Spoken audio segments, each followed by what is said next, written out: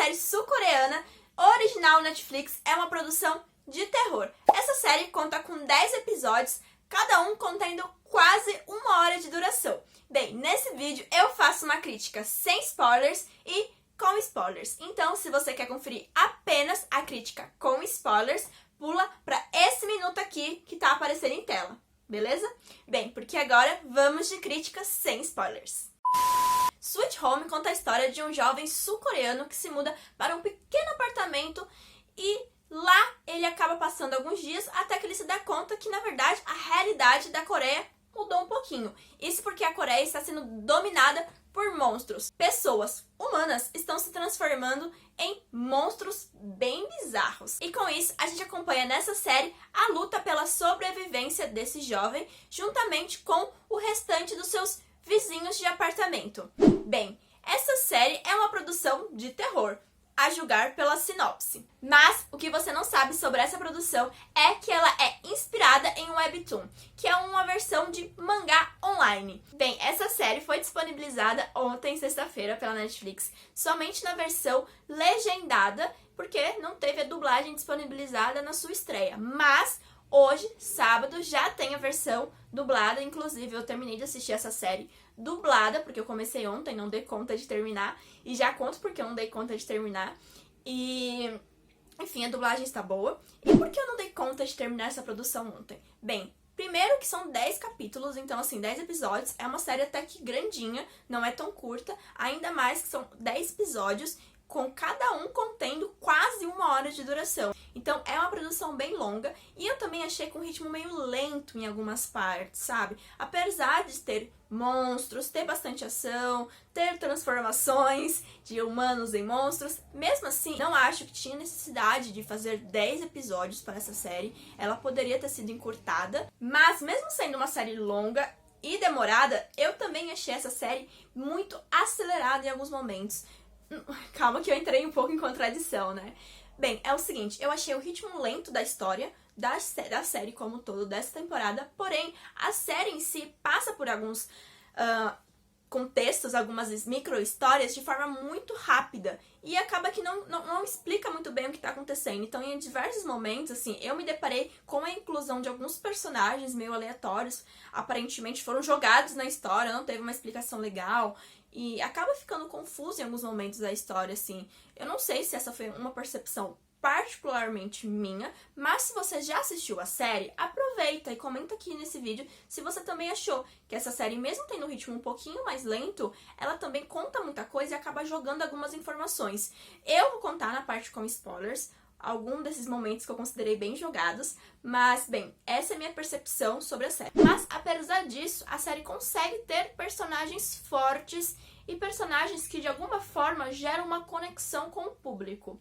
Bem, a partir do protagonista, eu não vou mencionar nomes aqui, gente, porque é tudo nome em sul-coreano, e eu não falo coreano, então, né, eu vou errar todos os nomes aqui, gente. Mas, enfim, a gente tem alguns personagens que geram uma certa conexão, um certo apelo, e eu gosto disso quando a série entrega personagens que a gente consegue se identificar, mesmo os personagens tendo suas falhas, sendo humanos, né, mostrando o seu pior lado, mesmo assim a gente consegue entender o personagem e ainda consegue se identificar com ele de alguma forma. Isso é um ponto bem positivo pra série e eu gostei. Justamente por gerar essa conexão com alguns personagens, a gente fica emocionado em alguns momentos com Sweet Home, tem umas perdas significativas nessa série durante os episódios e enfim, é uma série que consegue gerar uma certa emoção em quem assiste, porque consegue trabalhar elementos bem humanos, apesar de estar tratando sobre monstros. E já que eu entrei no assunto monstros, vamos falar sobre eles.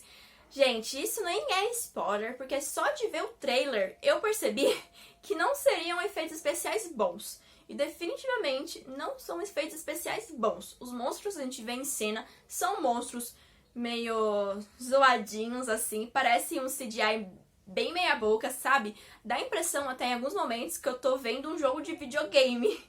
E daqueles mais antigos mesmo, né? Nem aqueles mais recentes. Porque realmente tem alguns efeitos especiais de alguns monstros. Alguns não. Todos. Na verdade, todos. Não teve um que eu falei assim, dá pra salvar não. Consequentemente, a série deixa a desejar um pouco nesse aspecto, na questão fotografia, efeitos especiais, monstros, acaba não convencendo muito por esse lado. Mas, em contrapartida, pra quem é fã de terror e aquele terror gore, com bastante sangue, bastante morte bizarra, essa série tem. Não vou falar que são todas as mortes que são assim, mas tem muito sangue nessa série, muito sangue mesmo.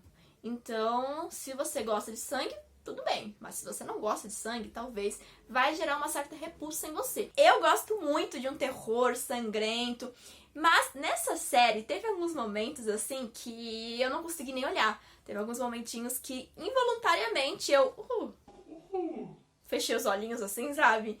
Porque me incomodou, algumas coisas me incomodaram. Apesar dessa história ter efeitos especiais bem meia boca, pra não falar ruim, e também contar com várias pontas soltas, apesar de tudo isso, eu ainda considero uma história bem legal. Não acho que seja uma série pra maratonar. Eu fiquei cansada de assistir todos os episódios assim, enfileiradinho. Eu acho que é uma série pra você assistir mais tranquilamente. E se você gosta de terror sul-coreano, inclusive eu já tenho outros vídeos aqui no canal falando sobre algumas produções, então, ó, clica aqui nos cards, tá bom? Bem, essa foi a minha crítica sem spoilers, e agora é o meu alerta, porque vai ter spoilers no vídeo.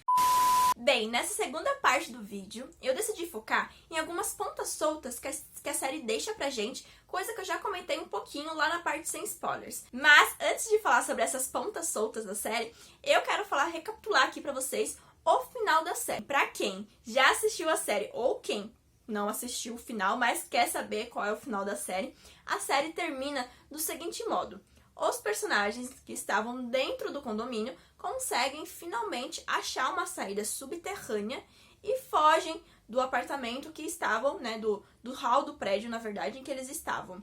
Chegando, né, em terra firme, chegando na cidade, enfim, saindo pelo túnel, eles acabam sendo capturados pelo exército e os moradores que estavam lá dentro são levados para um local seguro. Enfim, aparentemente, acredito eu que seja um local seguro, porque é o que dá a entender na série. Mas a gente percebe também que o exército, né, principalmente aquela líder lá do exército, tá bem puta da vida com a bombeira, porque ela não entregou, demorou demais para entregar a localização do personagem protagonista. Mas, na verdade, nem foi ela, né? E ela, quando a soldada descobre que nem sequer foi a bombeira que entregou a localização dele, aí que ela fica mais puta ainda.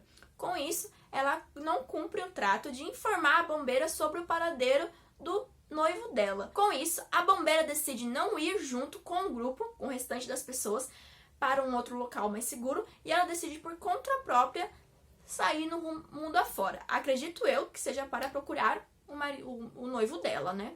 Eu acho. E falando sobre o personagem protagonista, ele que se entrega quase que voluntariamente para o exército, é lá baleado muitas vezes. De alguma forma ele sobrevive e ele é capturado pelo aquele gangster que estava no prédio o tempo inteiro com eles, que dava a entender no final da série que ele estava morto, mas a gente descobre que ele não morreu, porque ele está dirigindo o carro que está levando o protagonista embora, né?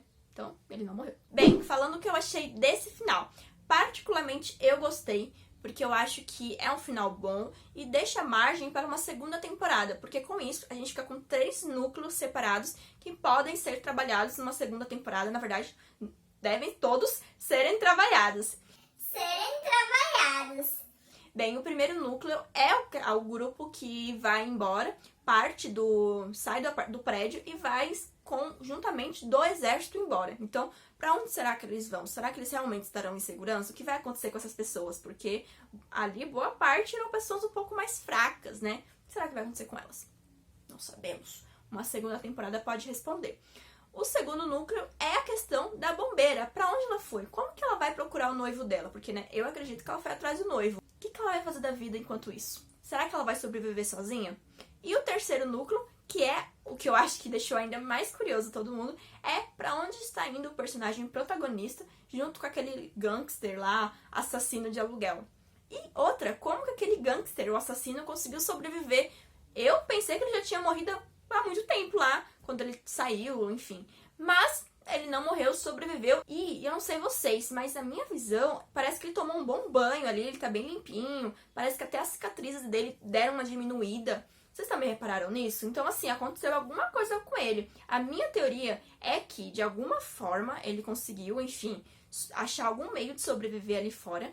E ele dá um jeito de capturar, sequestrar o personagem protagonista para ajudá-lo. Porque ele sabe que se ele fosse levado juntamente com o exército, ele passaria por experimentos, enfim, que ameaçariam a própria segurança dele. Então, ele vai lá e captura um amigo, né, para livrar ele do exército, mas é só uma teoria. E uma outra coisa que a série deixa em aberto não é, na verdade, nenhum terceiro arco. É um arco que pode ser trabalhado em conjunto com todos os outros 3, mas que também é algo que é importante a série explicar em uma segunda temporada. Afinal, vão descobrir por que algumas pessoas se transformam tão rapidamente em monstros e algumas outras pessoas demoram muitos dias para se transformar em monstros, ou têm um maior controle ou menor controle sobre o monstro que habita.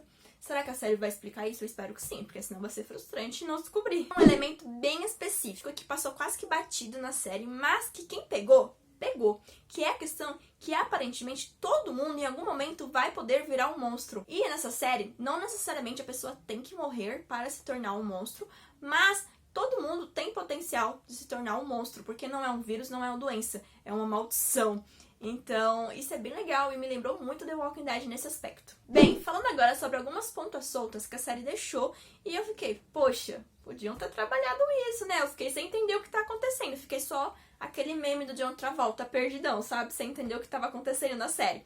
A começar, gente, de onde surgiu aquele cachorro, o Bom, sabe? Primeiro, que o nome pra dar pro cachorro, né? O Bom. Segundo, onde aquele cachorro tava o tempo inteiro? Tudo bem, ninguém sabe, o cachorro tava desaparecido. Mas qual é a justificativa pra aquele cachorro tá naquele túnel lá subterrâneo e ele ter achado sozinho a saída pras pessoas? Não faz o mínimo sentido, gente.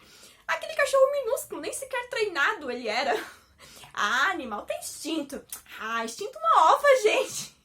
Como que ele foi para lá? Não só como ele foi para lá, mas como que ele sobreviveu esse tempo todo sem ser pego por nenhum monstro? Né? Não faz sentido isso. Mas tudo bem, sei lá, vai que é um cachorro super inteligente. Nunca se sabe. O segundo ponto que eu acho que a série vacilou um pouco e não ter trabalhado nessa primeira temporada, porque numa segunda temporada provavelmente vai ser deixado de lado, é a questão daquela mulher que era meio doidinha da cabeça, sabe? Que o sonho dela era recuperar a filha dela, enfim, porque ela ficou muito doida lá, porque a filha dela morreu. E quando ela vira um monstro, ela se transforma em um monstro meio que um bebê gigante, um feto gigante. E aparentemente, em alguma cena lá especificamente, eu não lembro em que episódio foi isso, mas é o episódio que aquele velho da cadeira de rodas tá no apartamento também. Parece que a luz do banheirinho se apaga, então dá a entender que o monstro morreu, foi abortado, não sei o que aconteceu. Então assim, o que aconteceu com aquele bebê gigante, gente? Ele vai vir à vida? Vai virar um monstro gigante? Nunca se sabe. Algo que eu achei um pouco desnecessário na série, mas eu até entendi o porquê incluíram, foi a questão dos bandidos. Eu achei desnecessário porque a série poderia muito bem ter caminhado só para o conflito entre exército e os humanos que estavam dentro do prédio, mas escolheram também colocar lá um outro empecilho que era os bandidos. Tudo bem, eu entendo o porquê disso, né? Mas, ao mesmo tempo, gente, não faz sentido isso. Os bandidos entraram arrombando a porta lá do hall do prédio. Aí vocês falam, Laiane, a gente viu isso. Mas é exatamente esse meu ponto. Por quê, gente? O prédio ficou desprotegido. Qualquer monstro poderia ter entrado ali por baixo e pegado todo mundo. E nenhum monstro entrou em momento nenhum. Cadê aquele cara gigante lá? Cadê os monstros que estavam? Vários monstros que estavam lá fora. Nenhum monstro entrou, nenhum. E eles ficaram muito tempo expostos lá com tudo aberto. Não faz sentido. Os monstros simplesmente ficaram com medo dos bandidos também? Ah, pronto, né? E o segundo elemento, que foi a questão daquele monstro que tinha uma versão humana, que se infiltrava no corpo alheio, e ele era uma gosma sangrenta, enfim. Onde foi parar aquela gosma sangrenta? Se vocês bem reparam, aquela gosma, ela foge levando um carro junto. Vocês repararam nisso? Eu notei isso. Se você reparou, comenta aí embaixo. O que será que aconteceu com essa gosma? Pra onde ela foi parar? Será que essa gosma vai ser um vilão na segunda temporada? Vamos ver, vamos esperar pra ver, hein? Falando em gosma, vamos falar da gosma verde agora. Gente, aquela gosma verde, eu fiquei com muita dó, porque mataram ela. Não tinha necessidade de matar aquela gosma verde. E eu concordo com aquela criancinha, aquele menininho. Eu também acho que aquela gosma verde poderia ser o pai das crianças. Eu realmente acho, gente. Mataram o pai das crianças pela segunda vez, hein? Eu suspeito, é a minha teoria, hein? Afinal, a gosma protegeu a criancinha. Por quê? Qual a justificativa pra isso?